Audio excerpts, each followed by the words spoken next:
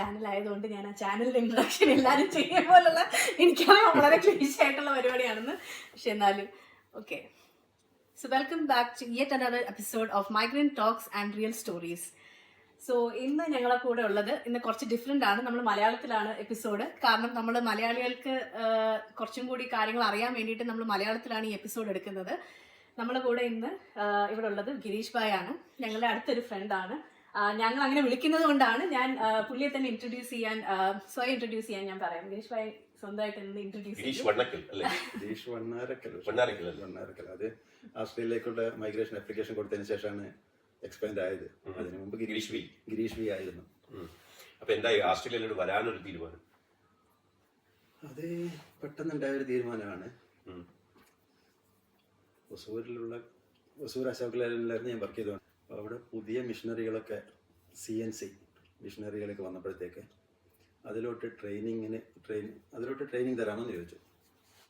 അപ്പോൾ ആ സമയത്ത് അതിലൊക്കെ പുതിയ ആൾക്കാരെ എടുത്തുകൊണ്ടിരുന്നത്. അപ്പോൾ പഴയ ആൾക്കാരെ എടുത്തു കഴിയുമ്പോഴത്തേക്ക് അത്ര ജോലി ചെയ്യില്ല എന്നുള്ളൊരു ധാരണ കാരണം. പിന്നൊന്ന്, നീയൊക്കെ CNC ഒക്കെ പഠിച്ചിട്ട് പുറത്തേക്ക് പോകാനല്ലേ എന്നൊരു ചോദ്യം വന്നു. പക്ഷെ അങ്ങനെയുള്ള പുറത്തേക്ക് പോകാനുള്ള യാതൊരു തിങ്കിങ് ആ സമയത്ത് ഉണ്ടായിരുന്നില്ല. പുതിയ മിഷനിൽക്കാർക്ക് അവിടെ റീറ്റെയിൻ ആവണം എന്നുള്ള ആഗ്രഹത്തോടെയാണ് ചോദിച്ചത്. പക്ഷെ പറ്റില്ലെന്ന് പറഞ്ഞപ്പോഴത്തേക്ക് എപ്പോഴെങ്കിലും ഒരു ദിവസം ഒരു വേക്കൻസി വല്ലതും വരുവാണെങ്കിൽ, കാര്യം മുമ്പ് പല മിഷനുകളിലും മാറി ജോലി ചെയ്തത് ആദ്യമായിട്ട് ചെറിയ ലെയ്ത്തുനിന്ന് വലിയ ലെയ്ത്തിലൊക്കെ മാറ്റുമ്പോൾ നീ അതിൽ ജോലി ചെയ്തിട്ട് നിന്നെ കൊണ്ട് പറ്റുമെന്ന് പറഞ്ഞുകൊണ്ട് നിർബന്ധിച്ച് ചെയ്യിച്ചതായിരുന്നു. അതേപോലെ വല്ലതും ചാൻസ് കിട്ടുവാണെങ്കിൽ അതിലോട്ട് മാറാമല്ലോ എന്നുള്ള ധാരണയിൽ ബാംഗ്ലൂരിലുള്ള government tool room and training സെൻറ്ററിൽ പോയിട്ട് CNC പ്രോഗ്രാമിംഗ് ആൻഡ് ഓപ്പറേഷൻ പഠിച്ചു. അത് 2 ആഴ്ചത്തെ കോഴ്സായിരുന്നു, മോർണിംഗ് ടു ഈവനിങ്. അപ്പോൾ ഈ സമയത്ത് നൈറ്റ് ഷിഫ്റ്റ് എടുത്തിട്ട് കാലത്ത് ഇവിടെ പോയി അത് പഠിച്ച് തിരിച്ച് വന്ന് വൈകിട്ട് ഷിഫ്റ്റ് ചെയ്യും. അപ്പോൾ അതിന് പോയ സമയത്ത് 3-ാം ദിവസമോ 4-ാം ദിവസമോ മറ്റോ ഇൻസ്ട്രക്ടർ പെട്ടെന്ന് 2 ആളോട് കാലത്ത് വന്നോടനെ നിങ്ങൾ 10 മണിക്ക് ശേഷം ക്ലാസ്സിൽ കാണാറില്ലല്ലോ എന്ന് ചോദിച്ചു. അപ്പോൾ അവർ പറഞ്ഞു, ഞങ്ങൾ ഓൾറെഡി ഓസ്ട്രേലിയയിൽ ജോലി ചെയ്യുവാണ്, ഞങ്ങൾക്കൊരു സർട്ടിഫിക്കറ്റ് വേണം, അതിനുവേണ്ടി ഞങ്ങൾ വന്നേക്കുമെന്ന് പറഞ്ഞു. അപ്പോൾ ഇൻസ്ട്രക്ടർക്കും അതിൽ കുറച്ച് ഇൻട്രസ്റ്റ് ആയി. അടുത്തൊരു ദിവസം ഇവർ വന്നപ്പോഴത്തേക്ക് എങ്ങനെയാണ് ഓസ്ട്രേലിയയിൽ പോയത്, എങ്ങനെയാണ് അതിൻ്റെ പ്രൊസീജിയർ, കാര്യങ്ങളൊക്കെ ഇൻസ്ട്രക്ടർ ചോദിച്ചു. അപ്പോൾ ഇൻസ്ട്രക്ടർക്ക് ചോദിക്കുന്ന അതേ സമയത്ത് തന്നെ ഞങ്ങൾ കാര്യം അത് പറഞ്ഞത് എന്തൊക്കെ സ്റ്റെപ്സ് നോട്ട് എഴുതി വെച്ചു. അല്ല, അവര് പറഞ്ഞിട്ടുണ്ട് ക്ലിയർ ആയിട്ട് അവര് സ്റ്റെപ്സ്. അത് അന്നത്തൊക്കെ ഇതില് 2 വർഷം വെയിറ്റിംഗ് പീരീഡ് ഉണ്ടായിരുന്നു. 2 വർഷം വെയിറ്റിംഗ്. ഫസ്റ്റ് ബേസിക് ആപ്ലിക്കേഷൻ കൊടുത്ത ഉടനെ ഒരു technical assessment, general assessment first, അത് കഴിഞ്ഞ് 6 മാസത്തിന് ശേഷം ടെക്നിക്കൽ അസസ്മെന്റ്, അത് 6 മാസം. ആ അസസ്മെന്റ് 6 മാസത്തിനകം കംപ്ലീറ്റ് ആയി കഴിഞ്ഞാൽ പിന്നെ മെഡിക്കല്, വിസ, എല്ലാം കൂടി ഒരു മാക്സിമം 2 years ആണ് അവർ പറയുന്നത്. അപ്പോൾ ബേസിക് ആപ്ലിക്കേഷൻ കൊടുത്തു കഴിഞ്ഞാൽ 6 മാസത്തിൽ നിങ്ങൾക്ക് അതിന്റെ റിസൾട്ട് കിട്ടും. അപ്പോൾ അവർ പറയുന്നുണ്ട് 6 മാസത്തിനുള്ളിൽ നിങ്ങൾക്ക് റിസൾട്ട് കിട്ടിയില്ലെങ്കിൽ നിങ്ങൾ ഇതിനെപ്പറ്റി അന്വേഷിക്കണം. ആവോ ഇല്ലയോ എന്നുള്ളതല്ല, ചിലപ്പം എന്തെങ്കിലും മാറ്റി വെച്ച് എന്തെങ്കിലും ആയതായിരിക്കാം. ഈ കട്ട് ഓഫ് ഡേറ്റ് ആയി കഴിഞ്ഞിട്ട് നിങ്ങൾക്കൊന്നും വിവരം കിട്ടിയില്ലെങ്കിൽ നിങ്ങൾ അന്വേഷിക്കണം. അതിന് മുമ്പ് നിങ്ങൾ അന്വേഷിച്ചാൽ ഈ നിങ്ങളുടെ ഫയല് പിറകിലോട്ട് മാറ്റും. അത് ഫസ്റ്റിലുള്ള കണ്ടീഷനാണ്. ഫസ്റ്റ് ബേസിക്കിൻ്റെത്, പിന്നെ അടുത്ത് ടെക്നിക്കൽ അസസ്മെന്റിൻ്റെത്. ഓൺലൈനിൽ എംബസി വഴി എംബസിയിലേക്ക് പോസ്റ്റ് ചെയ്യാം. പക്ഷെ അതില് എനിക്ക് ഇവിടെ വന്നതിന് ശേഷം ഉള്ള കറസ്പോണ്ടൻസ് ഒക്കെ ഇവിടുന്ന് നാട്ടിലേക്ക് ലെറ്റർ അയച്ചു കഴിഞ്ഞാൽ 3 ആഴ്ചയൊക്കെ എടുക്കും അവിടെ പോകാൻ. അവിടെ നിന്ന് ഇങ്ങോട്ട് വരാനും 3 ആഴ്ചയൊക്കെ എടുക്കും. പക്ഷെ ആ സമയത്ത് നാട്ടിൽ നിന്ന് അയക്കുന്ന അപ്ലിക്കേഷൻസിന് 2 ആഴ്ചക്കുള്ള റെസ്പോൺസ് കിട്ടാറുണ്ടായിരുന്നു. അതെങ്ങനെയാണെന്നുള്ളത് പിന്നെ മനസ്സിലായത്. കാര്യം ഇതൊക്കെ പോകുന്നത് സിംഗപ്പൂരിലുള്ള ഓപ്പറേറ്റിംഗ് സെന്ററിലേക്കാണ്, ഇവരുടെ സെന്ററുണ്ട്. അവിടെ പോയിട്ട് ഓസ്ട്രേലിയയിലേക്ക് അഡ്രസ് ചെയ്താലും അത് അവിടെയാണ് റിസീവ് ചെയ്യുന്നത്. ഈ വിസ റിലേറ്റഡ് ആയിട്ട് അവിടെ റിസീവ് ചെയ്ത് അവിടെ നിന്നാണ് കമ്മീഷൻ. അതൊക്കെ പിന്നെ ഇവിടെ വന്നതിന് ശേഷമാണ് കാര്യം മനസ്സിലായത്. അതിനു മുമ്പ് എങ്ങനെയാണെന്ന് ആശ്ചര്യപ്പെട്ടു. അല്ല, അന്ന് ശരിക്കും ഓസ്ട്രേലിയൻ പ്രോസസ്സ് മാത്രമേ അന്ന്, അതായത് ഇങ്ങനെ ഒരു സംഭവം ഉണ്ടായത് കൊണ്ട് മാത്രമാണ് നിങ്ങൾ ഓസ്ട്രേലിയയിലേക്ക് വരണം എന്ന് ചിന്തിച്ചത്. അല്ലാതെ ശേഷമാണ് ചിന്തിച്ചത്. അല്ല, വേറെ രാജ്യങ്ങളൊന്നും ഒന്നും അങ്ങനെ ചിന്തിച്ചില്ല. ഗൾഫിലേക്കുള്ള കാര്യം അന്വേഷിച്ചിരുന്നു. പക്ഷെ ഗൾഫിൽ ഈ മാനുഫാക്ചറിങ് ഇൻഡസ്ട്രി, മിഷനിസ്റ്റിനൊന്നുള്ള ഓപ്പർച്യൂണിറ്റീസ് ഇല്ല. കൺസ്ട്രക്ഷൻ സൈഡിലൊക്കെയാണ് കിട്ടുന്നത്. അപ്പൊ അതുകൊണ്ടാണ് നിങ്ങൾ മെയിൻ ആയിട്ടും ഈ ഇങ്ങോട്ട് ഓസ്ട്രേലിയ എന്ന് ചിന്തിച്ചത് യെസ്. ഓപ്പർച്യൂണിറ്റി. ഇവിടുത്തത് ചിന്തിക്കാൻ വേറൊരു കാരണം കൂടിയുണ്ട്. ഈ അങ്ങനെ ഇൻസ്ട്രക്ടർ എടുത്ത കാര്യങ്ങളൊക്കെ അറിഞ്ഞു. അത് 91-ലാണ്. 91-ലെ കാര്യമാണ് ഈ പറയുന്നത്. പക്ഷേ ഞാൻ അപ്ലൈ ചെയ്തത് 93-ലാണ്, 2 വർഷത്തിന് ശേഷം. അതങ്ങനെ അന്ന് കിട്ടിയത് അങ്ങനെ കിടന്നു. ഇവിടെ വന്ന് ജോലി ചെയ്തുകൊണ്ട് അങ്ങനെ കാലം കഴിയുന്നു. ഇപ്പൊ 93 ആയപ്പോൾ വേറൊരു ഫ്രണ്ട് ഇങ്ങനെ എന്തൊക്കെയോ ഇങ്ങനെ പുറത്തു പോകേണ്ട കാര്യങ്ങളും ഇതൊക്കെ പറഞ്ഞുകൊണ്ടിരിക്കുമ്പോഴത്തേക്ക് അങ്ങനെ പിന്നെ നമുക്ക് അപ്ലൈ, ഞാനും വേറൊരു ഫ്രണ്ടും കൂടെ അപ്ലൈ ചെയ്താലോ. അപ്പോൾ പറഞ്ഞു വന്നപ്പം ഫ്രണ്ട് പറഞ്ഞു, ഇല്ല ഓസ്ട്രേലിയയിൽ അങ്ങനെ പോകാൻ പറ്റില്ല, അവിടെ റിലേഷൻസ് വല്ലവരുണ്ടെങ്കിൽ മാത്രമേ പോകാൻ പറ്റുന്നു. പക്ഷേ ഞാൻ വിസ ആപ്ലിക്കേഷൻ വരുത്തിയപ്പോൾ അതിന്റെ സെൻട്രൽ ഫോൾഡിൽ സൗത്ത് ഓസ്ട്രേലിയ വെൽക്കംസ് മൈഗ്രൻസ് എന്ന് പറഞ്ഞുകൊണ്ടൊരു പേപ്പർ ഉണ്ടായിരുന്നു, സെൻട്രൽ ഫോൾഡിലുള്ള. അപ്പോൾ ഇവിടുത്തെ ആരെയാണ് കോൺടാക്ട് ചെയ്യേണ്ട ഡീറ്റെയിൽസും എല്ലാം ഉണ്ടായിരുന്നു. അപ്പോൾ അങ്ങനെയാണെങ്കിൽ എന്തുകൊണ്ട് അവർക്കൊരു ലെറ്റർ അയച്ചിട്ട് ക്ലാരിഫൈ ചെയ്തുകൂടാന്ന് പറഞ്ഞുകൊണ്ട് ഇങ്ങനെ ക്ലിയർ ആയിട്ട് എഴുതി, ഇന്ന ട്രേഡാണ്, കംപ്ലീറ്റ് ലെറ്ററാണ്.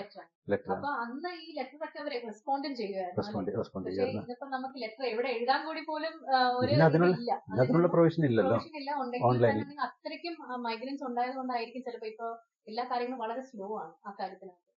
അത് അപ്ലിക്കൻസ് കൂടുതൽ ആയിട്ടുണ്ടല്ലോ. കാര്യം അന്ന് നമുക്കിവിടെ മലയാളി കമ്മ്യൂണിറ്റിയിൽ തന്നെ 97 വന്നതിന് ശേഷം ഓർക്കണ്ടല്ലോ, നമ്മൾ വരുന്നവരെയൊക്കെ ഇൻട്രൊഡ്യൂസ് ചെയ്യാറുണ്ടല്ലോ അസോസിയേഷനിൽ. എങ്ങനെയാലും ഒരു വർഷത്തിലൊരു 4-5 പേര് അത്രേ ഉള്ളൂ. അതും 99% അതിൽ മിക്കവാറും ഡോക്ടേഴ്സ് ആയിരിക്കും. ഇനി ഞാൻ ഒരു ക്വസ്റ്റ്യൻ ചോദിക്കാം. എന്ന് വെച്ചാൽ നമ്മൾ ഈ പ്രവാസി എന്ന് ശരിക്കും പറയുമ്പോഴത്തേക്കും, പ്രവാസി എന്ന് ഉദ്ദേശിക്കുമ്പോൾ മലയാളികളുടെ ഇടയിൽ ശരിക്കും വരുന്നത് ഗൾഫുകാരെയാണ് ഒരു പ്രവാസി എന്ന് ഉദ്ദേശിക്കുന്ന ഒരു ടെക്നിക്കൽ ടോണിൽ. പക്ഷേ പിന്നെ ഒരു പ്രവാസി പിന്നെ അമേരിക്കൻ പ്രവാസി, ഓസ്ട്രേലിയൻ പ്രവാസി എന്നാണ് അവർ എടുത്തു പറയുന്നത്. കാരണം എനിക്ക് തോന്നുന്നതെന്ന് വെച്ച് കഴിഞ്ഞാൽ ഗൾഫിൽ പോകുന്ന ഒരാൾ വളരെയധികം കഷ്ടപ്പെട്ടാണ് പോകുന്നതും അവിടെ ചെന്ന് അറബിയുടെ ഇടയിൽ കഷ്ടപ്പെടുന്നു എന്നുള്ളൊരു കോൺസെപ്റ്റ്. ഇപ്പം സിനിമകൾ പോലും അവർ ഇറക്കുന്നതെന്ന് വെച്ച് കഴിഞ്ഞാൽ അവർ കഷ്ടപ്പെട്ടു. പക്ഷെ നമ്മൾ നോക്കുമ്പോൾ ഒരു ഓസ്ട്രേലിയനോ അമേരിക്കൻ പ്രവാസി എന്ന് പറയുമ്പോഴത്തേക്കും അവരുടെ മക്കൾ അവിടെ ചെന്ന് പിന്നെ അവര് മലയാളം സംസാരിക്കാതാവുന്നു, ഈ അങ്ങനെയുള്ള ഒരു കോൺസെപ്റ്റില് എന്ന് വെച്ചാൽ കുറച്ചും കൂടി സുഖകരമായ ഒരു ജീവിതമാണ് ഓസ്ട്രേലിയയിലോ അമേരിക്കയിലോ വന്ന് ഇറങ്ങിക്കഴിഞ്ഞാൽ ഇംഗ്ലീഷുകാരാണ് ഇവിടെ എന്നുള്ളൊരു കോൺസെപ്റ്റ്. അതിനെ കുറിച്ച് എന്ത് പറയുന്നു? അങ്ങനെ ആയിരുന്നു? വളരെ ഈസി ആയിരുന്നു അവിടെ വന്ന് ഇറങ്ങിയപ്പോ ലൈഫിനോട് അഡ്ജസ്റ്റ് ചെയ്യാൻ? വളരെ ബുദ്ധിമുട്ടായിരുന്നു. അപ്പൊ ഈ പറയുന്ന 2 പ്രവാസിയും അമേരിക്ക ആയാലും ഓസ്ട്രേലിയ ആയാലും ഗൾഫ് ആണെങ്കിലും ഏകദേശം ഒരു എക്സ്പീരിയൻസ് അല്ലേ?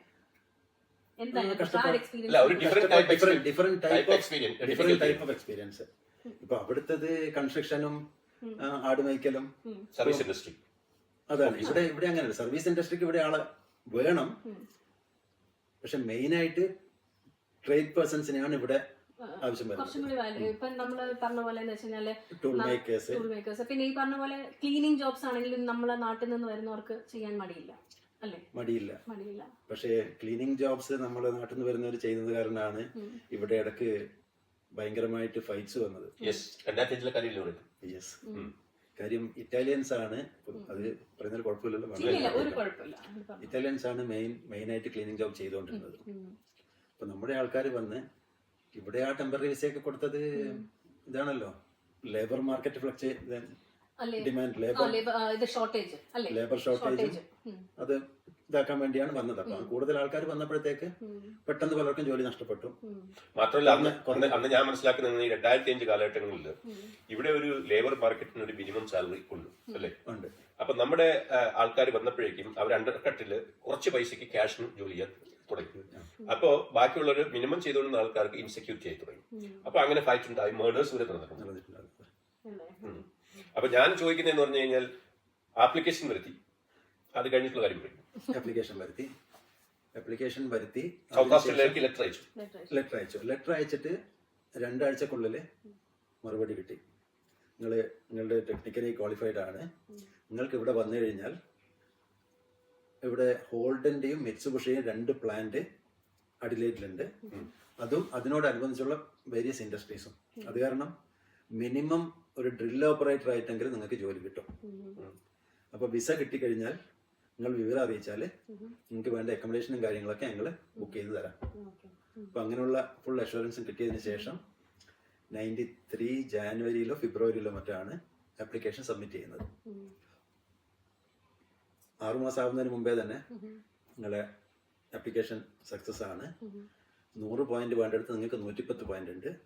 അന്നും ഈ point system skilled migration point system minimum point system, അന്നത്തെ പോയിന്റ് സിസ്റ്റം എങ്ങനെയാണെന്നുള്ള കാര്യം വേണമെങ്കിൽ എൻ്റെ അടുത്ത് ആപ്ലിക്കേഷൻ കൊടുത്ത പേപ്പർ എവിടെയെങ്കിലും കാണാതെ ഞാൻ തരാം. ജസ്റ്റ് അത് നമ്മൾ മൈഗ്രേഷൻ ലോ മനസ്സിലാക്കാൻ ചെയ്യുമ്പോൾ ശരിക്കും ഞങ്ങൾക്ക് ഉണ്ട്, ബാക്കിലേക്ക് പോകുമ്പോൾ പഴയ വേർഷൻസ് ഉണ്ട്. പക്ഷേ അത് ജസ്റ്റ് ഒന്ന് ചോദിച്ചതേ ഉള്ളൂ. അന്ന് 65 പോയിന്റ്സ് ആണ് ടെക്നിക്കൽ ക്വാളിഫിക്കേഷൻസിനൊക്കെ എനിക്ക് 70 പോയിന്റ് കിട്ടി.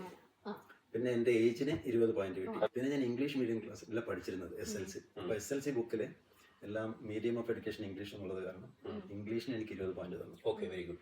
അപ്പോൾ 110 പോയിന്റ് ടെസ്റ്റ് എഴുതണ്ടായിരുന്നു. ടെസ്റ്റ് എഴുതണം. ഡിഗ്രി ഉള്ളവർക്ക് ടെസ്റ്റ് എഴുതണ്ട. Medium of instruction English English ആയത് കാരണം അങ്ങനെയുള്ളത് കുഴപ്പമില്ലായിരുന്നു. ഒരു പോയിന്റ് തന്നു. അപ്പൊ നിങ്ങൾ ആ കംപ്ലീറ്റ് അതിൽ ഇംഗ്ലീഷ് ആണല്ലോ മെൻഷൻ ചെയ്തേക്കുന്നത്. ആകെ ഒന്ന് മലയാളവും മലയാളം സെക്കൻഡ് ലാംഗ്വേജ് മലയാളം സെക്കൻഡിന് പകരം സ്പെഷ്യൽ ഇംഗ്ലീഷ്. അത് മലയാളം ഒരു സബ്ജക്ട് മാത്രമേ ഉള്ളൂ, ബാക്കി എല്ലാം ഇംഗ്ലീഷിലാണ് പഠിച്ചത്. അപ്പൊ അതും എൻ്റെ ലാസ്റ്റ് ബാച്ച് ആയിരുന്നു ആ സ്കൂളിൽ, എൻ്റെ ബാച്ച്. അപ്പൊ 110 പോയിന്റ് കിട്ടി.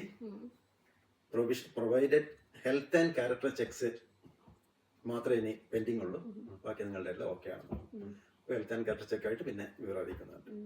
അപ്പോൾ അടുത്ത് ടെക്നിക്കൽ ക്വാളിഫിക്കേഷൻ ഉണ്ട്. അടുത്ത ടെക്നിക്കലിൻ്റെത് അപ്ലൈ ചെയ്തു, അതും വന്നു 6 മാസത്തിന് മുമ്പേ തന്നെ.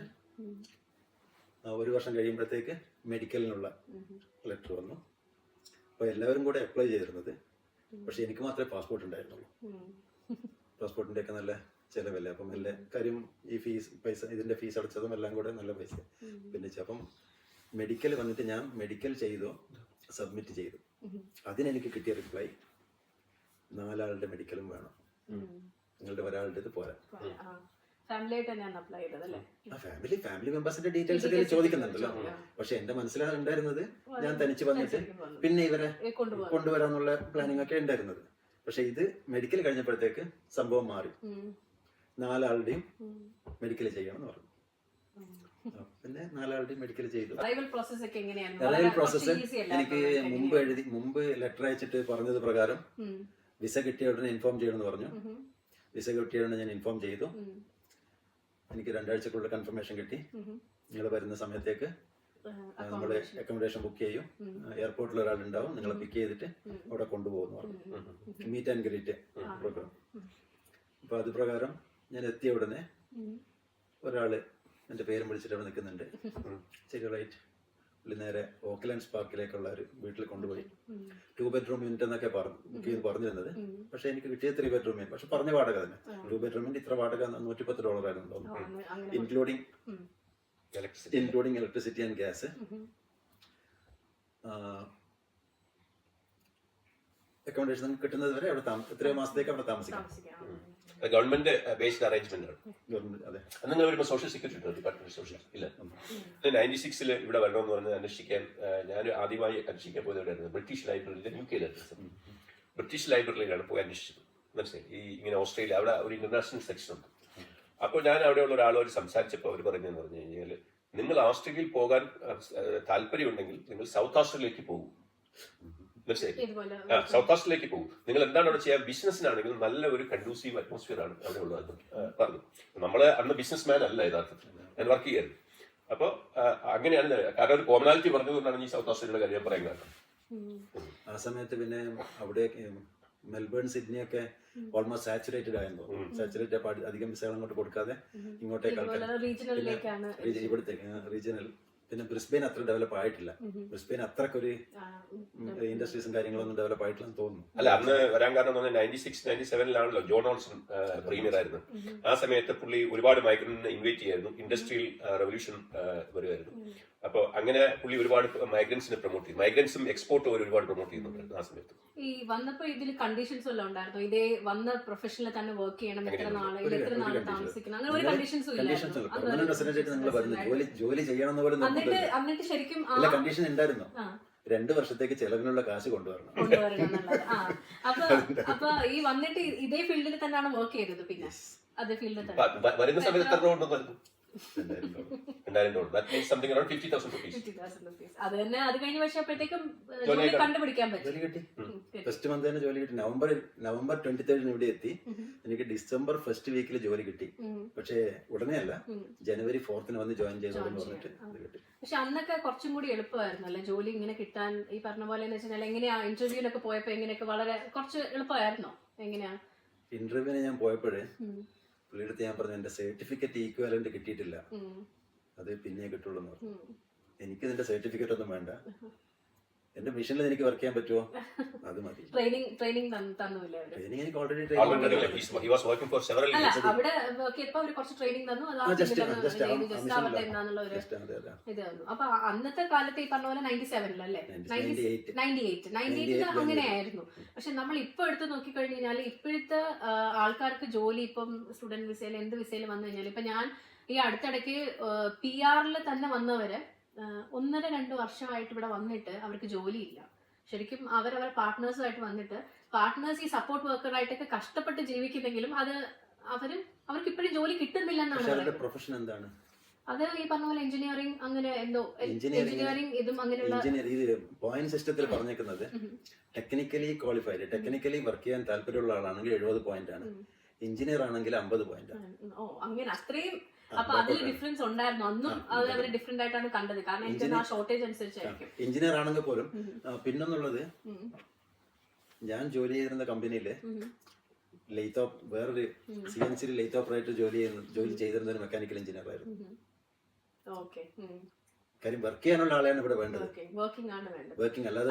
പക്ഷെ അത് ഞാൻ പറയുന്ന ആ ഒരു കാലഘട്ടവും ഈ ഒരു കാലഘട്ടത്തിനെയും കുറിച്ചാണ്. ഇപ്പം എന്ന് വെച്ച് കഴിഞ്ഞാല് ഇപ്പൊ വരുന്ന ആൾക്കാർക്ക് വിചാരിക്കും പോലെ ഈസിയാണ്. ഇപ്പൊ ഞാൻ നാട്ടിൽ നിന്ന് വരുമ്പോഴത്തേക്കും അവർ വിചാരിക്കുന്നു ആ എക്സ്പെർട്ടീസ് അല്ലല്ലോ ഇവിടെ വേണ്ടത്. ശരിക്കും ഇപ്പം പറഞ്ഞില്ലേ ടെക്നിക്കൽ ആണ് ഒരു കൂടുതലും നോക്കുന്നത്. വേറെന്നുള്ളത് അന്നുണ്ടായിരുന്ന ഇൻഡസ്ട്രീസും ഇന്നുള്ള ഇൻഡസ്ട്രീസും വലിയ മൈഗ്രൻസ് ഒരു 30% 40% കൂടുതൽ വരുന്നുണ്ടെങ്കിലും പക്ഷെ ഇൻഡസ്ട്രീസ് 30% 40% ഡെവലപ്മെന്റ് ഇല്ലല്ലോ. ഇല്ല ഇൻഡസ്ട്രീസ് എന്ന് പറഞ്ഞാൽ ഓൾമോസ്റ്റ് സെയിം അല്ല. സെയിം അല്ല. നമ്മൾ ഈ ചെറിയൊരു മാനുഫാക്ചറിംഗ് ഇൻഡസ്ട്രീസ് എന്ന് പറയുന്നത് ഓസ്ട്രേലിയയിൽ നിന്ന് ഡിസപ്പിയർ ആയിക്കൊണ്ടിരിക്കുകയാണ്. കാരണം ഇവിടെ കൂടുതലും ഇപ്പം സർവീസ് ഇൻഡസ്ട്രിയിലാണ് കൂടുതൽ ആൾക്കാർ. ഞാൻ എന്റെ ജോലി തന്നെ ഞാൻ 2010 ആകുമ്പോഴത്തേക്ക് ജോലി നിർത്തിയത് ഞാൻ ജോലി ഇപ്പം വലിയൊരു ബ്ലോക്ക് ടൂൾ ഡൈ ഉണ്ടാക്കുന്നത്. അപ്പൊ ആ ബ്ലോക്കില് നമുക്ക് സൈഡിലും മേലെയും താഴെയും എല്ലാം മെഷീനിങ് ചെയ്യണം. റോ മെറ്റീരിയൽ വാങ്ങി എല്ലാം ചെയ്ത് ഉണ്ടാക്കുന്ന കോസ്റ്റും അതേ സാധനം ചൈനയിലേക്ക് ഓർഡർ കൊടുത്തു കഴിഞ്ഞാൽ അവർക്ക് ഫുൾ ഓപ്പറേഷൻ ചെയ്ത് ഇൻക്ലൂഡിങ് ട്രാൻസ്പോർട്ട് ഇവിടെ കിട്ടുന്നത് റോ മെറ്റീരിയലിന്റെ പൈസയെ വരുന്നത്. അപ്പൊ അതുകൊണ്ട് ഒരുപാട് ഇൻഡസ്ട്രീസ് ഡൈ ആയി, വലിയ ഗ്രോത്ത് ഇല്ല. ഇപ്പൊ ഇവിടെ ഇപ്പൊ നമുക്ക് ഹോൾഡൻ പോയപ്പോഴത്തേക്ക് തന്നെ ഒരുപാട് ജോബ്സ് പോയി. ഹോൾഡൻ എന്ന് പറയുമ്പോൾ ഹോൾഡൻ ഒരുപാട് സബ് കോൺട്രാക്ടേഴ്സ് അവരുടെ പാർട്സ് ഇവിടെ ഇതുപോലെ ഈ ഗിരീഷ് ഭായി പറഞ്ഞതുപോലെ ഇതുപോലെ ലേത്ത് മെഷീൻ അവർ സബ് കോൺട്രാക്ട് കമ്പനീസിനാണ് കൊടുക്കുന്നത്. എല്ലാം അവർ തന്നെ മാനുഫാക്ചർ ചെയ്യുന്നില്ല. ഹോൾഡൻ പോയപ്പോഴേക്കും അതൊക്കെ നിന്നു. അതിന് മുമ്പേ തന്നെ 10 വർഷം മുമ്പേ തന്നെ മിത്സുബിഷി ക്ലോസ് ചെയ്തു. ഇപ്പൊ ആ 2 കമ്പനി ഇവിടെ ഇല്ല.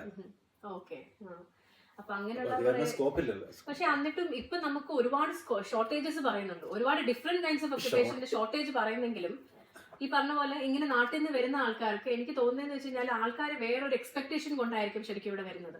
ഷോർട്ടേജ് ഉണ്ടെന്ന് പറയുന്ന ആ പെർട്ടിക്കുലർ ട്രേഡിൽ ചെയ്യാനുള്ള ആൾക്കാരുണ്ടെങ്കിൽ ചിലപ്പോൾ അതും ചുമ്മാ അത് അറിയുന്ന മാത്രം പറഞ്ഞുകൊണ്ട് കാര്യമില്ല, അതിൽ എക്സ്പെർട്ടീസ് ഉണ്ടാവണം.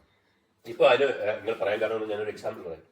ഇവിടെ ഒരുപാട് കുട്ടികൾ ഇന്ത്യയിൽ നിന്ന് വരുന്നുണ്ട്, ഒത്തിരി പൈസ മുടക്കിയിട്ട് IT ആണ് ഇവിടെ പഠിക്കുന്നത്. ഓക്കെ, ഇവിടെ വന്ന് പഠിച്ചിട്ട് പോലും ആ IT പോകുന്ന കുട്ടികൾക്ക് ജോലി കിട്ടുന്നു. കാരണം IT ഇത്രയും വേക്കൻസീസ് ഉണ്ട്. സ്റ്റാർട്ടിംഗ് സാലറി എന്ന് പറയുമ്പോൾ തന്നെ ഒരു 90,000 നിന്നാണ് തുടങ്ങുന്നത് per annum, 80 to 90,000. അപ്പോൾ വളരെ ഹൈലി എക്സ്പീരിയൻസ് ആണ് 100,000 എബോ പോകും, 170,000 നിങ്ങൾക്ക് കിട്ടും. പക്ഷെ ഇവിടെ നിന്ന് വന്ന് പഠിക്കുന്ന കുട്ടികൾക്ക് IT ഫീൽഡിലേക്ക് ജോലി കിട്ടുന്നില്ല. കാര്യം ഇവിടെ പ്രൈമറി സ്കൂളിൽ പഠിക്കുന്ന കുട്ടികൾ തന്നെ IT സ്കിൽഡ് ആണ്. പ്രാക്ടിക്കൽ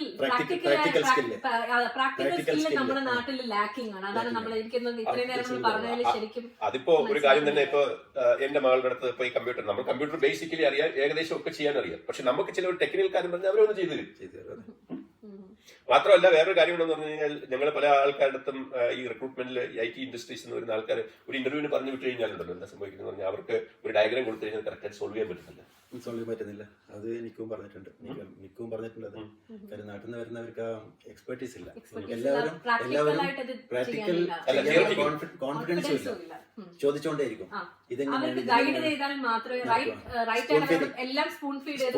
സ്പൂൺ ഫീഡിംഗ് എന്നുള്ള ഇത് തന്നെ.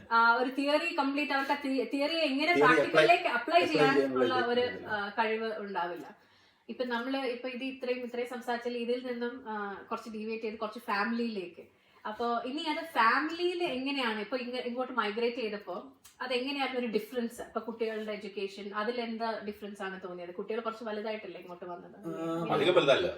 5-10. എന്നാലും അവര് കുറച്ചൊരു അറിവുള്ളൊരു സമയമാണ് അവർക്ക്. മോന് നന്നായിട്ട്. അപ്പൊ അതെങ്ങനെയായിരുന്നു അവരുടെ ഒരു ട്രാൻസിഷൻ? വലിയ ബുദ്ധിമുട്ടുണ്ടായിരുന്നില്ല. കാര്യം അവരും ഇംഗ്ലീഷ് മീഡിയത്തിൽ അവിടെ പഠിച്ചുകൊണ്ടിരുന്നത്. അത് കാരണം പിന്നെ കേരളത്തിൽ നിന്നല്ലല്ലോ, ബാംഗ്ലൂർ. അന്നത്തെ സ്കൂളിങ്ങും അങ്ങനെയൊക്കെ ആയിരുന്നു. വലിയൊരു ഡിഫറൻസ് തോന്നിയില്ലായിരുന്നു? ആ ഒരു ചെറിയ ഡിഫറൻസ് ഉണ്ടായിരുന്നു.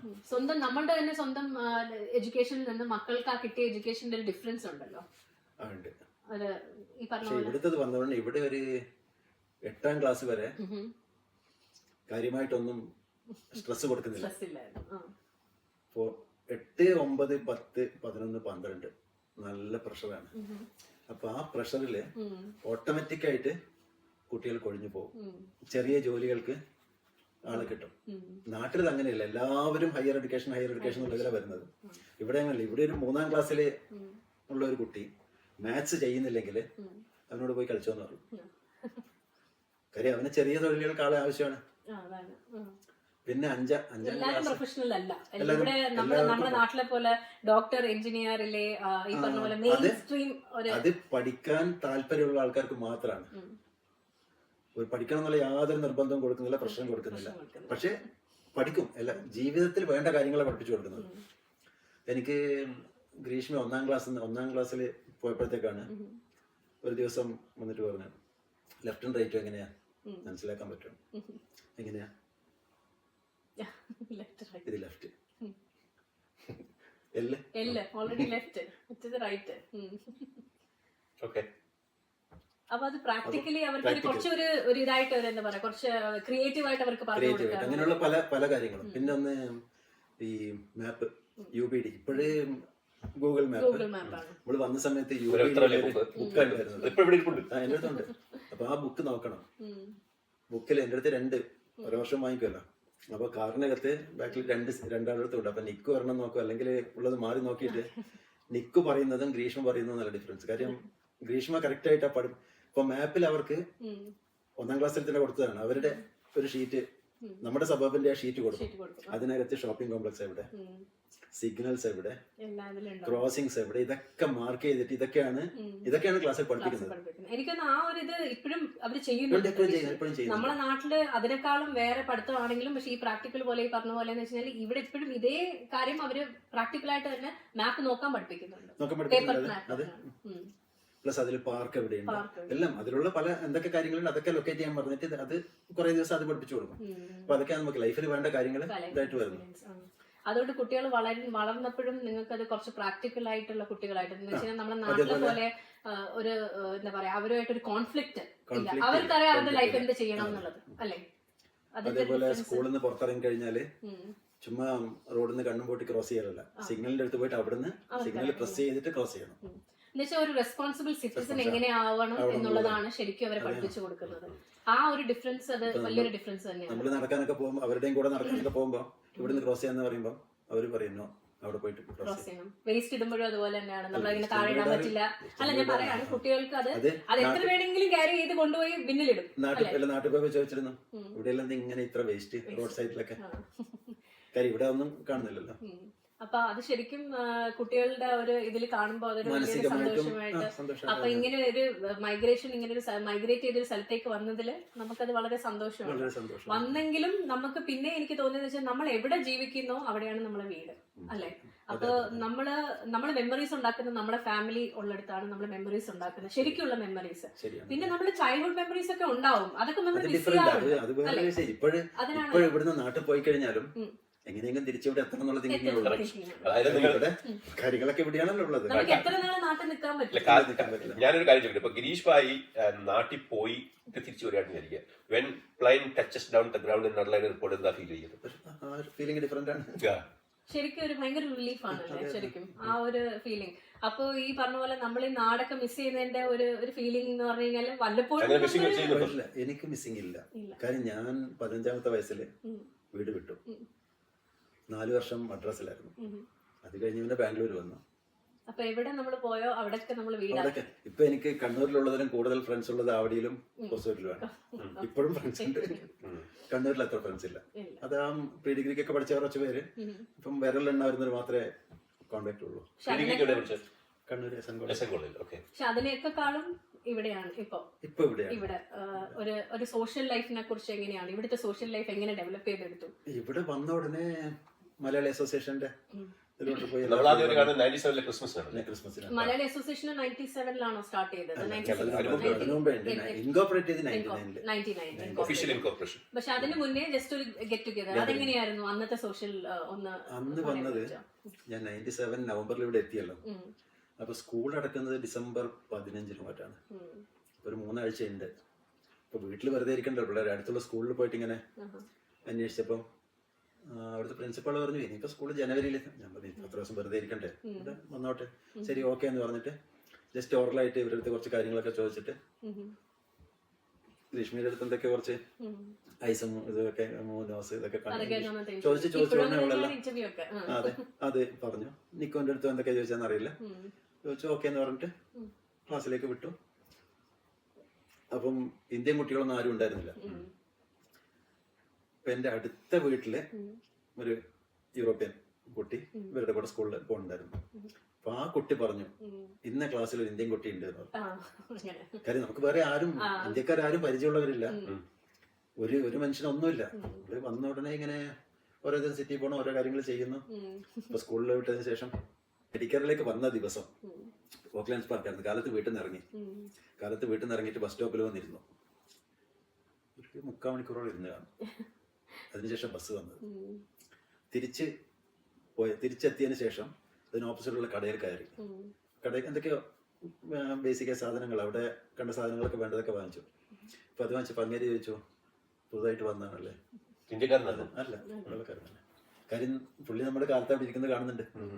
അപ്പൊ എന്നിട്ട് പറഞ്ഞു ബസ്സിന്റെ ടൈം ടേബിൾ ഇതാണ്, ഈ ടൈമിന് വന്ന ബസ് കിട്ടും. 2 മിനിറ്റ് 5 മിനിറ്റ് മുമ്പ് വന്നാൽ മതി, അല്ലാതെ ഇങ്ങനെ വന്ന് ഇരിക്കേണ്ട കാര്യമില്ല. എപ്പോഴൊന്നും അറിയില്ലല്ലോ. അപ്പൊ അങ്ങനെ പോയി ഇരുന്നതാണ്. പക്ഷെ വേറൊരു കാര്യം, ഈ UPD മാപ്പും ടൈം ടേബിളും എല്ലാം നമ്മൾ റിസീവ് ചെയ്ത് വന്ന ആള് തന്നിട്ടുണ്ടായിരുന്നു. പക്ഷെ അതൊക്കെ എന്താന്നുള്ളത് നമുക്കറിയില്ലല്ലോ. ഇഗ്നോർ ചെയ്യുന്നല്ല, എന്താണെന്ന് അറിയില്ലല്ലോ. നമ്മളത് തുറന്നു നോക്കാതെ അതിന് കിട്ടിയതിനെ അവിടെ സൂക്ഷിച്ചു വെക്കുക. കിട്ടിയതിൽ എന്തൊക്കെയോ പുള്ളി 1-2 കാര്യം പുള്ളി പറഞ്ഞിരുന്നു, അതൊക്കെ നോക്കി. കാര്യം എന്തൊക്കെ ചെയ്യണം എന്നുള്ളതൊരു പേപ്പർ തന്നിട്ട് അത് നോക്കി. ബാക്കിയുള്ളതൊന്നും നോക്കാനൊരു അങ്ങനെയുള്ള ഒരു മനസ്ഥിതിയിലല്ല. എന്തൊക്കെ ചെയ്യണം എന്നുള്ള ഇതില് ഇപ്പൊ പുള്ളി ഇത് പറഞ്ഞതിന് ശേഷമാണ്. അതേപോലെ കുറെ ദിവസം കഴിഞ്ഞിട്ടാണ് ഈ ഇന്ത്യൻ കുട്ടിയുടെ വീട്, ഇന്ത്യൻ കുട്ടിയെ കണ്ടിട്ട് അഡ്രസ്സ് ചോദിച്ചു. അഡ്രസ്സ് പറഞ്ഞു. പക്ഷെ അഡ്രസ്സ് പറഞ്ഞാൽ എവിടെയാണെന്നുള്ളത് കണ്ടുപിടിക്കണ്ടേ. നമ്മള് ഒരു ദിവസം, ഒരു വെള്ളിയാഴ്ച ഈ ക്രിസ്മസ് പ്രോഗ്രാമിന്റെ 2 ദിവസം മുമ്പേ ഒരാഴ്ച മുമ്പേ ആണെന്ന് തോന്നുന്നു. വൈകിട്ട് ഇറങ്ങി നടന്നു. ഈ സ്ട്രീറ്റ് കാണുകയാണെങ്കിൽ തപ്പി പിടിക്കാന്ന് പറഞ്ഞാൽ വൈകിട്ട് അങ്ങനെ കുറെ നടന്ന് കറങ്ങി. അവിടെ അടുത്തൊരു ബൈലോ ഉണ്ടായിരുന്നു, ഇപ്പോഴത്തെ കോൾസ്. അപ്പൊ അതിനടുത്ത് എത്തിയിട്ട് ഒരാളോട് ഈ സ്ട്രീറ്റ് അറിയാമോ എന്ന് ചോദിച്ചു. അപ്പൊ അങ്ങേര് പറഞ്ഞു എന്റെ കയ്യിൽ മാപ്പില്ല, ഇതേ ഒരു കാര്യം ചെയ്യാം, അവിടെ കാർ പാർക്കില്ല, അവിടെ പോയിട്ട് ആരോന്ന് ചോദിക്കും, അവരുടെ അടുത്ത് മാപ്പ് ഉണ്ടെങ്കിൽ അവർ പറഞ്ഞു തരുന്നു. ഡയറക്ഷൻ ഒക്കെ ചോദിക്കുന്ന കാര്യങ്ങൾക്ക് നല്ല വിധത്തിൽ റെസ്പോൺസ് ചെയ്യുന്നുണ്ട്. റൈറ്റ് എന്ന് പറഞ്ഞ് ചോദിച്ചു. അപ്പൊ പുള്ളി തൊട്ടടുത്ത സ്ട്രീറ്റാണ്, അത് പറഞ്ഞു തന്നു, ഡയറക്ഷൻ പറഞ്ഞു തന്നു. നേരെ അവിടെ പോയി. അവിടെ പോയപ്പോഴത്തേക്ക് ഇവിടുത്തെ പൂജാരിയായിരുന്നു. ടെമ്പിളിലെ പൂജാരി ശ്രീലങ്കൻ, മലേഷ്യൻ മലയാളി എന്ന് പറഞ്ഞു. അപ്പൊ അവിടെ പുള്ളി തമിഴിൽ എന്താ ചോദിച്ചു, തമിഴിൽ മറുപടി പറഞ്ഞു. ശരി വാ അകത്ത് വിളിച്ചിരുത്തി. അല്ല, അവിടുന്ന് മലയാളി കണ്ടു. അപ്പൊ ഞാനും തമിഴിൽ സംസാരിച്ച്, തമിഴിലാണ് നമ്മൾ സംസാരിക്കുന്നത്. അപ്പൊ ഞാനും സീമി ഇടയ്ക്ക് എന്തോ മലയാളത്തിൽ സംസാരിച്ചപ്പം ഓപ്പോസിറ്റിൽ ഇരിക്കുന്ന ഒരാള് മലയാളിയാണോ എന്ന് ചോദിച്ചു. അതൊരു സന്തോഷമായിരുന്നു ആ ഒരു ഫീലിംഗ്. അല്ല അതൊരു ഭയങ്കര ഫീലിംഗ് ആയിരുന്നു അല്ലേ, ഒരു മലയാളിയാണോ എന്ന് ചോദിക്കുന്ന ഒരു ചോദ്യം. പക്ഷെ അത് ഇതിപ്പോ പറഞ്ഞപ്പോ ഇതിനിടയ്ക്ക് ഞാൻ പറയാന്ന് വെച്ചാൽ ഇന്നിപ്പോ നമ്മളൊരു മലയാളിയെ വഴിയിൽ വെച്ച് കാണാണെന്ന് വിചാരിച്ചു, പുതിയൊരു മലയാളി. അവര് ശരിക്കും പറഞ്ഞു കഴിഞ്ഞാല് ഒന്ന് നമ്മൾ നോക്കുക പോലും ചെയ്യില്ല, ചിരിക്കൂല. നമ്മൾ ചിരിച്ചാലും നമ്മളെ തിരിച്ച് ചിരിക്കില്ല. അന്നത്തെ കാലത്ത് അതൊരു ഭയങ്കര ഒരു ഫീലിംഗ് ആണ്. അന്നത്തെ കാലത്ത് നമ്മൾ ഒരു ഇന്ത്യനെ കണ്ടാൽ തന്നെ ഉടനെ കാർ നിർത്തിയില്ലേ? ഇപ്പോഴും ഞാനിപ്പോഴും സംസാരിക്കും. ഇപ്പൊ ഷോപ്പിംഗ് കോംപ്ലക്സ് കണ്ടു കഴിഞ്ഞാല് ഇപ്പൊ എന്റെ അടുത്ത് ഈയിടെ ഒരാൾ ചോദിച്ചിട്ടുണ്ടായിരുന്നു കുറച്ച് ദിവസത്തേക്ക് ഉണ്ടോന്ന്. കാര്യം പാരന്റ് ഇങ്ങനെ ഉണ്ടാവുന്നല്ലേ,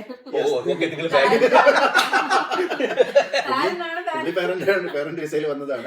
അതേപോലെ കുട്ടികളെ കൂടെ ഉണ്ടാവും എന്നുള്ളതാണ്. ബാക്കിയുള്ള അധികം ഒന്നും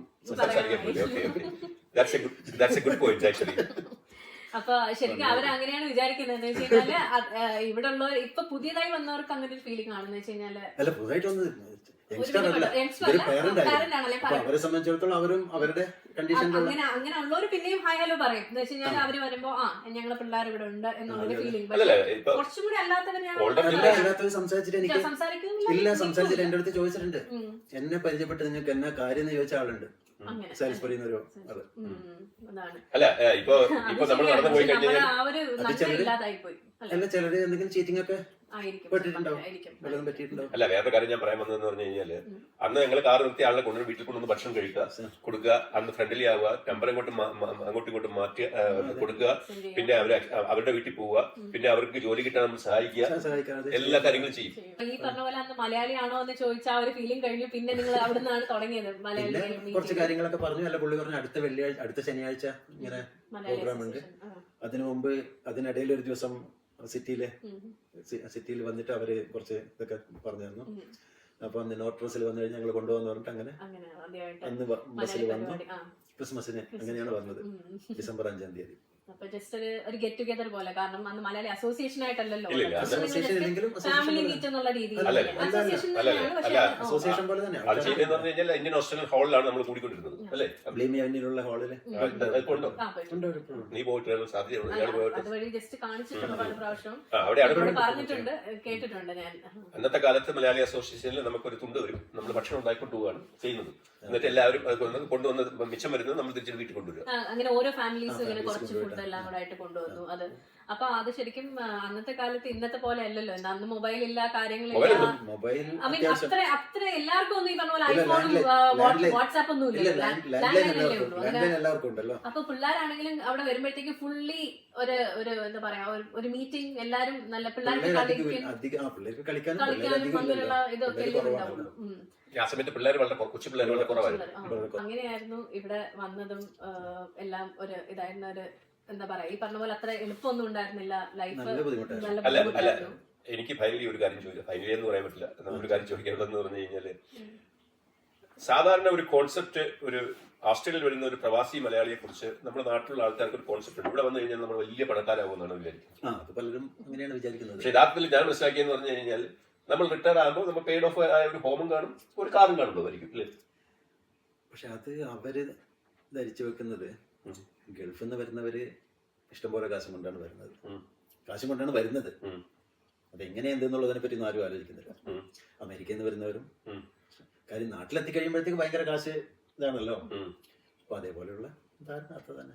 പക്ഷെ ഇവിടെ നമ്മൾ ടാക്സും കാര്യങ്ങളും അങ്ങനെയുള്ള കാര്യങ്ങളൊക്കെ ചെയ്യുന്നുണ്ട്. പക്ഷെ ഗൾഫിൽ അങ്ങനെ ഒരു അതൊന്നും ആരും മനസ്സിലാക്കുന്നില്ല. പക്ഷെ നമുക്ക് നമ്മളെ ഗൾഫിനെക്കാളും നമുക്കൊരു സെക്യൂരിറ്റി കുറച്ച് കൂടുതൽ ഇവിടെ ജീവിക്കുന്നുണ്ട്. നല്ല സെക്യൂരിറ്റി സിസ്റ്റമാണ്. ഇപ്പൊ നമുക്ക് എന്തെങ്കിലും ബുദ്ധിമുട്ട് വന്നാൽ തന്നെ ആണെങ്കിലും നമുക്കറിയാം ഒരു ബാക്കപ്പ് പ്ലാൻ നമുക്ക് ഉണ്ട്, എന്നൊരു ബാക്കപ്പ് പ്ലാൻ ഉണ്ടെന്നുള്ളത്. പക്ഷെ ഇവിടെ വന്ന് സെറ്റിൽ ആവാനാണ് ഒരുപാട് ബുദ്ധിമുട്ടാണ്. പക്ഷെ പിന്നെ ഒരു കാര്യം എന്ന് വെച്ച് കഴിഞ്ഞാൽ നമുക്ക് ഇവിടെ വന്ന് സെറ്റിൽ ആയി കഴിഞ്ഞ് കഴിഞ്ഞാൽ നമ്മളിപ്പം വരുന്ന പാത്ത് വേ ശരിയല്ലെങ്കിൽ ചിലപ്പോ നമുക്ക് തിരിച്ചു പോകാൻ തിരിച്ച് നമ്മൾ എപ്പോ വേണമെങ്കിലും പറഞ്ഞു വിടാം. അങ്ങനെ ഒരു സിസ്റ്റം ഉണ്ട്. അതാർക്കും അറിയില്ല. ഇവിടുത്തെ റിക്വയർഡ് ഡിമാൻഡ് ഉള്ള ട്രെയിനും അതിൽ നല്ല എക്സ്പെർട്ടീസ് ഉണ്ടെങ്കിൽ ചിലപ്പോൾ രക്ഷപ്പെട്ടു പോകും. പക്ഷെ നല്ല എക്സ്പെർട്ടീസ് ഉള്ളതുകൊണ്ട് മാത്രം രക്ഷപ്പെടണമെന്നില്ല. അത് ആ നമ്മളെ എക്സ്പെർട്ടീസ് കാണിക്കാനുള്ള ഇതും നമുക്ക് ഉണ്ടാവണം, വർക്കിംഗ് സ്കിൽ വേണം.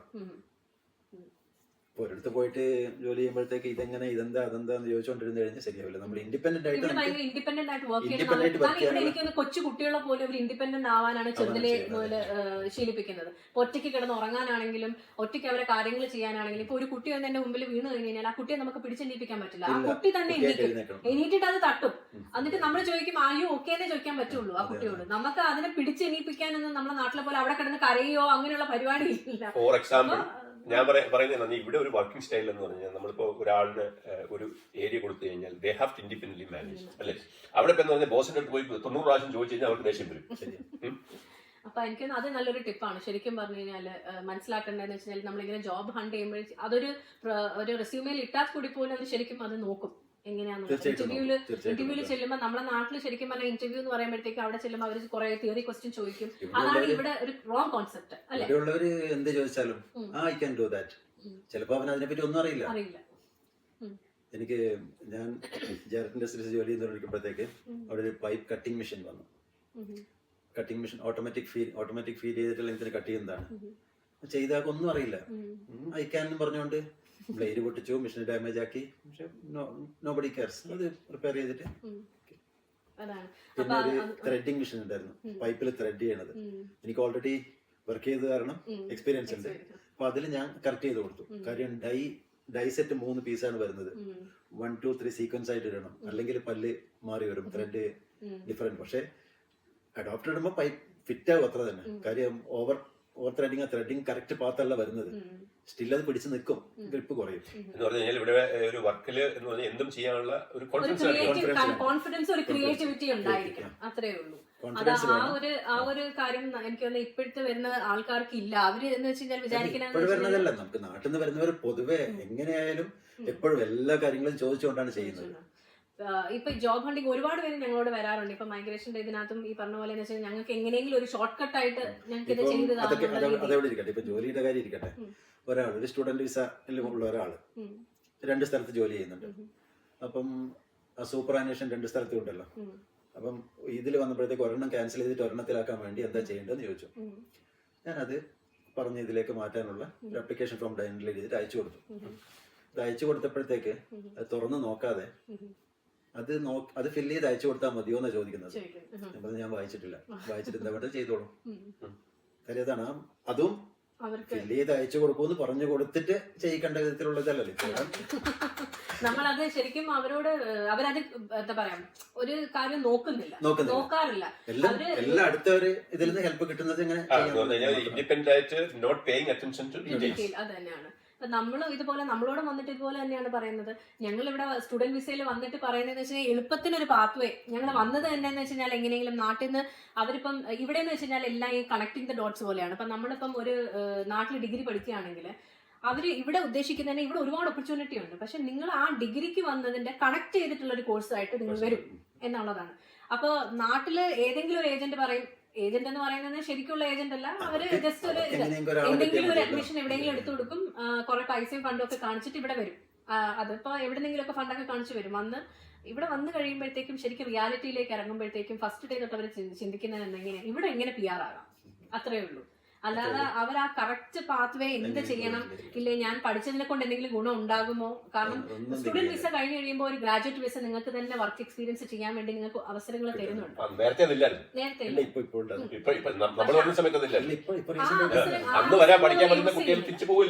പഠിച്ച് തിരിച്ചു പോയിട്ട് വരണമായിരുന്നു ആദ്യത്തെ ബാച്ചില്.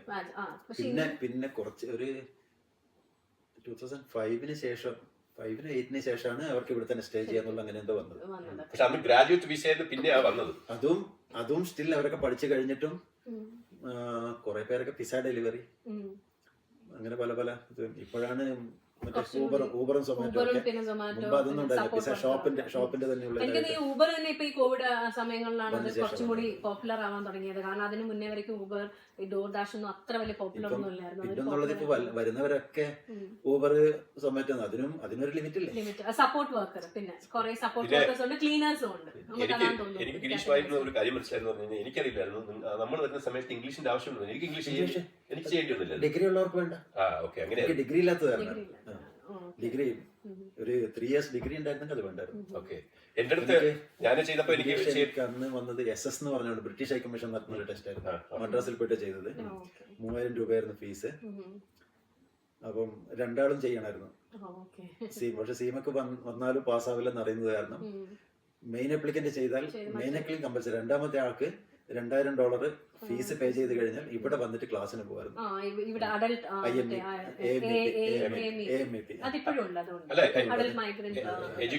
അഡൽട്ട് മൈഗ്രന്റ് സിസ്റ്റം എന്ന് പറഞ്ഞാൽ ഞാൻ ആദ്യം വിവാഹം കഴിക്കുന്ന സമയത്ത് ഇതുപോലെ നമ്മൾ ഫീസ് അടയ്ക്കുമ്പോൾ അതിനകത്ത് ഒരു പോർഷൻ വെച്ചാൽ മതി സ്പൗസ് ഫീസ് വരുമ്പോഴേ. അപ്പൊ അവർക്ക് ഒരു കൊല്ലം നിങ്ങളുടെ പ്രോസസ് അത് മൈഗ്രേഷൻ മറ്റേ സ്കിൽഡ് മൈഗ്രേഷൻ വിസ ഇഷ്യൂ ആവുന്നതിന് മുമ്പേ $2000 ഫീസ് അടക്കണം. നമ്മളിപ്പോ ഒരു ക്ലയന്റിന് ചെയ്തിട്ടുണ്ടായിരുന്നു അതുപോലെ. ഇപ്പോഴും ഉണ്ട്, പക്ഷെ ഇപ്പൊ കൂടുതലാണ് പൈസ.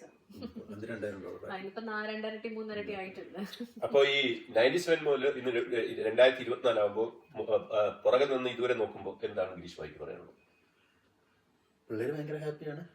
നല്ല ജോലി, പഠിച്ചു, രണ്ടുപേരും വിവാഹം കഴിച്ചു, നല്ല ജോലിയുണ്ട്. ഈയിടെ ഗ്രീഷ്മ പറയുന്നുണ്ടായിരുന്നു, നാട്ടിലാണെങ്കിൽ എവിടെയെങ്കിലും ഏതെങ്കിലും മുതൽക്ക് കിടക്കണ്ടല്ലേ. അങ്ങനെ ഒരു ബ്ലെസ്സിങ് പോലെ ശരിക്കും ലൈഫ് ഒരു ഡിഫറെന്റ്. ഇപ്പൊ എക്സ്റ്റെൻഡഡ് ഫാമിലിയെ കുറിച്ച് നോക്കുകയാണെങ്കിലും എന്ന് വെച്ച് കഴിഞ്ഞാല് ശരിക്കും എന്താ പറയാ, നമ്മളിപ്പോ ഒരുപാട് ആൾക്കാരുമായിട്ട് അടുത്തിരിക്കുമ്പോഴും ഒരുപാട് പ്രശ്നങ്ങൾ ഉണ്ടാവും. പക്ഷെ ഇങ്ങനെ ഒരു സ്ഥലത്ത് ഒറ്റയ്ക്ക് നിൽക്കുമ്പോഴും വല്ലപ്പോഴും ഒക്കെ ഒന്ന് പോയി കാണുമ്പോ അതും ഒരു ഡിഫറെന്റ് ഒരു ഫീലിംഗ് ആണ് അല്ലെ. പക്ഷേ എക്സ്റ്റെൻഡഡ് ഫാമിലി ഇപ്പോഴും കോണ്ടാക്ട് കൂടുതലല്ലേ. മുമ്പ് നമ്മൾ വന്ന ഉടനെ അങ്ങനെയല്ലല്ലോ. അല്ല ഇപ്പൊ ഈ വാട്സാപ്പ് ഒക്കെ വന്നതുകൊണ്ടാണ് വരുന്നത്. വാട്സാപ്പ് മാത്രമല്ല, വാട്സാപ്പ് അല്ലാതെ ഫോണും കാര്യങ്ങളൊക്കെ ഉണ്ടായിരുന്നല്ലോ. സ്കൈപ്പും വാട്സാപ്പ് വരുന്നതിന് യാഹൂ മെസ്സഞ്ചർ ഉണ്ടായിരുന്നു. പക്ഷെ സ്റ്റാർട്ടിങ് വന്ന ഉടനെ നമുക്ക് ടെൽസ്ട്ര മാത്രമേ ഉള്ളൂ. നമ്മൾ വരുമ്പോൾ ടെൽസ്ട്ര, ഓപ്റ്റസ് രണ്ട് കമ്പനികൾ മാത്രമാണ് ഉണ്ടായിരുന്നത്. ഇപ്പൊ ഇതിപ്പോ ലാസ്റ്റ് ആയിട്ട് നമ്മൾ ചോദിക്കുകയാണ്, ഒരു നല്ല അനുഭവം ഒരിക്കലും മറക്കാൻ പറ്റാത്തത് വന്നതിലും അതുപോലെ തന്നെ ഒരു മോശം അനുഭവം അതിൽ കൂടി തോന്നി ഇനി മതി ഇവിടെ നിൽക്കാൻ പറ്റില്ല എന്നുള്ള അങ്ങനെ 2 അനുഭവങ്ങൾ പറയാൻ പറ്റുമോ? അങ്ങനെ ഓർമ്മയിൽ എന്തെങ്കിലും ഉണ്ടോ? നല്ല ഓർമ്മയായിട്ടും അങ്ങനെ ഒരു എക്സ്പീരിയൻസ് ഒന്നും പ്രത്യേകിച്ചൊന്നും ഇല്ല. എന്ന് വെച്ച് കഴിഞ്ഞാല് ഞാൻ ചോദിക്കാൻ കാര്യം എന്ന് വെച്ചാൽ ഒരുപാട് പേർക്ക് ഇവിടെ വന്നിട്ട് സ്കാം അങ്ങനെ ഒരുപാട് പ്രശ്നങ്ങൾ അതാണ് ഞാൻ ചോദിക്കുന്നത്. ആ കാലഘട്ടത്തിനെ കുറിച്ച് നമ്മളിപ്പോ 2 കാലഘട്ടത്തിനെ കുറിച്ചാണല്ലോ സംസാരിക്കുന്നത്. അങ്ങനെയുള്ള യാതൊരു അന്നില്ലായിരുന്നു റേസിസം പോലെ അനുഭവിക്കാൻ ഒട്ടുമില്ല. കാരണം ഒരുപാട് ആൾക്കാർ പറയാറുണ്ട്, പണ്ട് എനിക്കൊന്ന് ഒരു കുറച്ചു കാലം മുന്നേ വരെയ്ക്കും, ഒരു 10 വർഷം മുന്നേ വരെയ്ക്കും ഒരുപാട് പേര് ഓസ്ട്രേലിയയിൽ വരാൻ മടിക്കുന്നതിന്റെ മെയിൻ ഒരു കാര്യം റേസിസം ആയിരുന്നു. പുറം ലോകത്തേക്ക് പറയുമായിരുന്നു. അത് നമ്മുടെ ആറ്റിറ്റ്യൂഡും നമ്മുടെ അവരോട് മിങ്കിൾ ചെയ്യുന്ന വിധത്തിലിരിക്കുന്നു. അങ്ങനെ ഒരു അനുഭവം. അല്ല ഓസ്ട്രേലിയക്കാര് റേസിസ്റ്റ് എന്ന് പറയുമ്പോൾ അവർക്ക് എപ്പോഴും അവർ ജോലി ഗുഡ് ആറ്റിറ്റ്യൂഡ് ആണ്. അവരുടെ ജോലി ഗുഡിൽ ഒരു റേസിസം അങ്ങനെ ഉണ്ടെങ്കിൽ അത് വരാൻ കാരണം ചിലർ സ്ട്രീറ്റിലൂടെ ഫോൺ ചെയ്ത് പോകുന്നത് കാരണം. ഇന്ത്യൻസ് നമ്മുടെ നാട്ടിലെ ഇലക്ഷൻ ടൈമിൽ ജാഥ പോവില്ലേ, അതേപോലെ ഫോണില് പറഞ്ഞു ബസ് പോയി കഴിഞ്ഞാൽ അങ്ങനെ കാണാം, ബസ്സിനകത്ത് ഇരുന്നുണ്ട്. അങ്ങനെയൊക്കെ ഇരിക്കുമ്പോൾ ആൾക്കാർ കാര്യം ഇവിടുത്തെ സൈലന്റ് അതുമായിട്ട് ചോദിച്ചപ്പോ എനിക്കിപ്പം എന്റെ ചുറ്റും ഇരിക്കുന്നതൊക്കെ യൂറോപ്യൻസ് ആണ്. ഇതുവരെ യാതൊരു വളരെ നല്ല ഒരുപാട് പേർക്ക് അനുഭവങ്ങൾ അങ്ങനെ ഉണ്ടായിട്ടുണ്ട്. നമ്മൾ അങ്ങോട്ട് ബിഹേവ് ചെയ്യുന്നതിനനുസരിച്ചിരിക്കുന്നു ഇങ്ങോട്ടുള്ള. കാരണം എന്ന് പറഞ്ഞാൽ ഗിരീഷ് ഭായി പറയുന്നത് നമ്മളിപ്പോ ഇപ്പൊ വന്നു കഴിഞ്ഞാൽ ഏതെങ്കിലും ഒരു ഇന്ത്യൻസിനെ സ്ട്രീറ്റ് വെച്ച് എപ്പോഴും ഫോണിലായിരിക്കും. അത് നല്ല സൗണ്ടില് പറഞ്ഞുകൊണ്ട് പോകുമ്പോൾ ആർക്കായാലും ഇറിറ്റേഷൻ വരില്ലേ, അത്രേ ഉള്ളൂ. അതേ ഉള്ളൂ, അങ്ങനെ വല്ലതുമായിരിക്കാം. അതുപോലെ എന്ന് പറഞ്ഞാൽ ഞാൻ വരുമ്പോൾ ഇവിടെ ഓസ്ട്രേലിയനെ കുറിച്ച് പറയുന്നത് തന്നെ നിങ്ങൾ സ്പിറ്റ് ചെയ്യാൻ പാടില്ല, കച്ചറ വാരിയിടാൻ പാടില്ല, അങ്ങനെയൊന്നും പറഞ്ഞിട്ടില്ല. പറയാതെ തന്നെ നമുക്ക് അത് ഞാൻ മനസ്സിലാക്കിയെന്ന് പറഞ്ഞാൽ നമ്മളെ ഭാര്യ ഇങ്ങനെ ഇംഗ്ലീഷ് സ്കൂളിൽ പോകുമ്പോൾ അവർക്ക് എന്താണ് ഓസ്ട്രേലിയൻസ് ഇല്ലാത്തത് ഇങ്ങനെ ഒരു ലിസ്റ്റ് കൊടുക്കും, സ്കൂളിൽ നിന്ന് പഠിപ്പിച്ചു. പക്ഷേ അത് ഇപ്പൊ കുറെ മാറി വന്നു. കാരണം നമ്മളിപ്പോ എവിടെ നോക്കിയാലും നേരത്തെ പറഞ്ഞതിനെക്കാളും എനിക്കത് ഇപ്പൊ എവിടെ നോക്കിയാലും ഇന്ത്യൻസും ഏഷ്യൻസും ഒക്കെയാണ് അല്ലെ. ശരിക്കും പറഞ്ഞു കഴിഞ്ഞാല് ഇപ്പൊ അന്നത്തെ പോലെയല്ല, ഈ പറഞ്ഞ പോലെ എപ്പോഴോ ഒരു ഇന്ത്യനെ കാണുന്ന പോലെയല്ല. അപ്പൊ എനിക്ക് തോന്നുന്നു ആ ഒരു കാരണം ചിലപ്പം കോൺട്രിബ്യൂട്ട് ചെയ്യുന്നുണ്ടാവുമായിരിക്കും. ഭയങ്കര ക്രൗഡഡ് ആയി തുടങ്ങിയല്ലേ ഇപ്പൊ നമ്മൾ 10 വർഷം എംപ്ലോയ്മെന്റ് ക്രൈസിസ് അവരുടെ നമ്മള് പറഞ്ഞ പൈസക്ക് ജോലി നഷ്ടപ്പെടുന്നു, അങ്ങനെയുള്ള ഒരു ഇതുണ്ടല്ലോ. ശരിയാണ്. അങ്ങനെയും പിന്നെ നമ്മൾ ഒരുപാട് പേര് അവിടുന്ന് ഇവിടെ വന്നിട്ട് അവരുടെ ജോലികളിലെല്ലാം കയറി പറ്റുന്നു എന്നുള്ള എന്റെ ഫ്രസ്ട്രേഷൻസും കാര്യങ്ങളും ഒക്കെ ചെറിയ ജോലികളൊക്കെ ചെയ്യുന്നവർക്ക് അപ്പൊ അപ്പൊ എന്താ ഒരു ചോദ്യം കൂടെ ചോദിക്കാനുള്ളതെന്ന് പറഞ്ഞാൽ വൈഫ് ഹാപ്പിയാണോ? Perfectly happy. അപ്പൊ happy wife is a happy life എന്നുള്ളത്. അപ്പൊ എനിക്ക് അപ്പൊ ഒരു ക്ലോസിംഗ് മെസ്സേജ് പറയും മൈഗ്രൻസിന് വേണ്ടി ഒരു ക്ലോസിംഗ് ഇപ്പൊ മെസ്സേജ്. യങ്സ്റ്റേഴ്സ് ആയിട്ട് വരുന്ന മൈഗ്രേറ്റ് ചെയ്യാൻ ഉദ്ദേശിക്കുന്ന നമ്മുടെ നാട്ടിൽ നിന്ന് വരുന്ന ആൾക്കാരോടും പ്രത്യേകിച്ച് കേരളത്തിൽ നിന്ന് വരുന്ന കേരളത്തിൽ നിന്ന് ഇപ്പൊ കേരളത്തിൽ നിന്ന് വരുന്നവരെടുക്കുന്ന ഒരു ഷോർട്ട് കട്ടാണ് സ്റ്റുഡന്റ് വിസയിൽ വന്നിട്ട് കണ്ടിന്യൂ ചെയ്യാന്നുള്ളത്. പക്ഷെ ആ വഴിയൊക്കെ പക്ഷെ ഇപ്പൊ അത് നിർത്തി അല്ല, നിർത്തി നിർന്നു. ശരിക്ക് എഞ്ചിനീയറിംഗ് എന്തെങ്കിലും ഒരു ക്വാളിഫിക്കേഷൻ ആണെങ്കിൽ ആ ക്വാളിഫിക്കേഷനിൽ 3 വർഷം എക്സ്പീരിയൻസ് ഉണ്ടെങ്കിലാണ് ഇവിടത്തേക്ക് അപ്ലൈ ചെയ്യാൻ ക്വാളിഫൈഡ് എന്ന് പറയുന്നത്. ഇപ്പൊ IT കാരൊക്കെ ആണെങ്കിൽ ഒരു 2-3 വർഷം ബാംഗ്ലൂരിൽ പോയി ജോലി ചെയ്യുകയാണെങ്കിൽ, ബാംഗ്ലൂരിൽ പോയി ജോലി ചെയ്ത് ആ ഒരു എക്സ്പീരിയൻസ് ഉണ്ടെങ്കിൽ ഇവിടെ നല്ല ഇത് കിട്ടും. അല്ലാതെ ബിഗിനർ ആയിട്ട് വന്നു കഴിയുമ്പോഴത്തേക്ക് ഇവിടെ ഒരു ഇത് കിട്ടാൻ നല്ല ബുദ്ധിമുട്ടാണ്. എന്ന് വെച്ച് കഴിഞ്ഞാല് നിങ്ങൾ ക്വാളിറ്റി മൈഗ്രന്റ് ആയിട്ട് വരണം എന്നുണ്ടെങ്കിൽ കുറച്ച് നല്ല എക്സ്പീരിയൻസ് ആയിട്ട് നിങ്ങൾ രാധ വെറുതെ പൈസ മുടക്കി സ്റ്റുഡന്റ് ആയിട്ടും അങ്ങനെയുള്ള ഷോർട്ട് കട്ട്സ് നോക്കാതെ അത്രയും നാള് 3 വർഷം അവിടെ കഷ്ടപ്പെട്ട് നല്ലതായിട്ടൊന്ന് വർക്ക് എക്സ്പീരിയൻസ് ഒക്കെ ആയിട്ട് നിങ്ങൾ അപ്ലൈ ചെയ്ത് കഴിഞ്ഞു കഴിഞ്ഞാൽ നിങ്ങളുടെ പ്രൊഫൈൽ അനുസരിച്ച് തീർച്ചയായിട്ടും അത് നമ്മുടെ എന്തെങ്കിലും ഒരു ജോലി ചെയ്യാനുള്ള കപ്പാസിറ്റി ഉണ്ടാവും, ഒരു കോൺഫിഡൻസും ഉണ്ടാവും. അതിപ്പോ ശരിക്കും ഞങ്ങളുടെ ഈ മൈഗ്രേഷനിൽ തന്നെ ഇപ്പൊ അവർ പറയുന്നുണ്ട്, പോയിന്റ് സിസ്റ്റത്തിൽ തന്നെ പറയുന്നുണ്ട്. ഇപ്പൊ ആൾക്കാർ പറയും മിനിമം 65 പോയിന്റ്സ് മതി, പിന്നെ ആൾക്കാർ കിടന്ന് കഷ്ടപ്പെട്ടത് 110 ആക്കുന്നു. അതെന്ന് വെച്ച് കഴിഞ്ഞാൽ പാർട്ട്ണറുടെ സ്കിൽ അസസ്മെന്റ് ചെയ്യുന്നു, പാർട്ട്ണറിനെ കൊണ്ട് ഇംഗ്ലീഷ് ചെയ്യിപ്പിക്കുന്നു. ഇതെല്ലാം പിന്നെ നാട്ടി എന്ന് പറഞ്ഞൊരു സംഭവം ഉണ്ട്. എന്ന് വെച്ച് കഴിഞ്ഞാൽ മലയാളം, നമ്മളുടെ തന്നെ മലയാളം ഭാഷ പഠിച്ച് ഇത് ചെയ്യുക, ഇതിനെല്ലാം പൈസ മുടക്കിയിട്ട് അവർ 150 പോയിന്റ് ആക്കിയിട്ട് വന്നിട്ട് പറയും ഓക്കെ ഇനിയിപ്പൊ എന്തായാലും അവർ എന്നെ ഇൻവൈറ്റ് ചെയ്യും. പക്ഷെ അങ്ങനെയല്ല ഇൻവൈറ്റ് ചെയ്യുന്നത്. കാരണം അവർ നോക്കും നിങ്ങൾ പോയ കമ്പനി പ്രൊഫൈൽ ഇല്ലേ, നിങ്ങൾ വർക്ക് ചെയ്ത പ്രൊഫൈൽ നോക്കും. നിങ്ങളുടെ ആ ഏത് കമ്പനിയിലാണ് വർക്ക് ചെയ്തിരിക്കുന്നതെങ്കിൽ നല്ലൊരു ഈ പറഞ്ഞ പോലെ നല്ല ബാംഗ്ലൂർ പോയി നല്ലൊരു കമ്പനിയിലൊക്കെ വർക്ക് ചെയ്യുകയാണെങ്കിൽ ഡെഫിനറ്റ്ലി ഒരു 65 പോയിന്റോ 75 പോയിന്റോ നിങ്ങൾക്ക് ഇൻവിറ്റേഷൻ കിട്ടിയിരിക്കും. അതൊരു നല്ലൊരു കമ്പനിയുടെ അപ്പോയിന്റ്മെന്റ് ലെറ്ററും ഫസ്റ്റ് പേ സ്ലിപ്പും എപ്പോഴും കയ്യിൽ കരുതുക. അത് നല്ലൊരു ടിപ്പാണ് ശരിക്കും പറഞ്ഞാൽ. കാരണം ഡോക്യുമെന്റേഷൻ ഇവിടെ റെക്കോർഡ് കീപ്പിങ്ങിന് വലിയ ഇമ്പോർട്ടന്റ് ആണ്. ഓസ്ട്രേലിയയിൽ വളരെ അധികം എനിക്ക് അത് വെച്ചിട്ടും നോക്കിക്കഴിഞ്ഞാൽ അത് നല്ലൊരു ടിപ്പാണ് ശരിക്കും പറഞ്ഞു കഴിഞ്ഞാല്. അപ്പൊ എനിക്ക് നമുക്ക് ഇതോടുകൂടി വൈൻഡപ്പ് ചെയ്യാം. Happy note. ഞങ്ങൾ ഈ ഒരു ഷോയിലോ അല്ലെ എപ്പിസോഡിലോ വന്നതിൽ വളരെ നന്ദിയുണ്ട്. എനിക്കൊന്ന് മലയാളി ആദ്യത്തെ ഇവിടെ നിന്നാണ് നമ്മൾ തുടങ്ങുന്നത്. ഇതിന് മുന്നോട്ട് നമുക്ക് ഇനിയും ഇതുപോലെ ഗസ്റ്റിനെ കൊണ്ടുവരാം. അപ്പൊ അതോടൊപ്പം നമ്മുടെ ഗിരീഷ് ഭായിക്കും ഫാമിലിക്കും എല്ലാവിധ ഭാവുകങ്ങളും നേരുന്നു. ഒരുപാട് കാലം ജീവിച്ചിരിക്കട്ടെ, ആരോഗ്യം വരട്ടെ, എന്താ പറയുക എൽഡർ കെയറിൽ പോകാതിരിക്കട്ടെ, എല്ലാ കാര്യങ്ങളും നമ്മൾ വിഷ് ചെയ്യുന്നു. ഓക്കെ.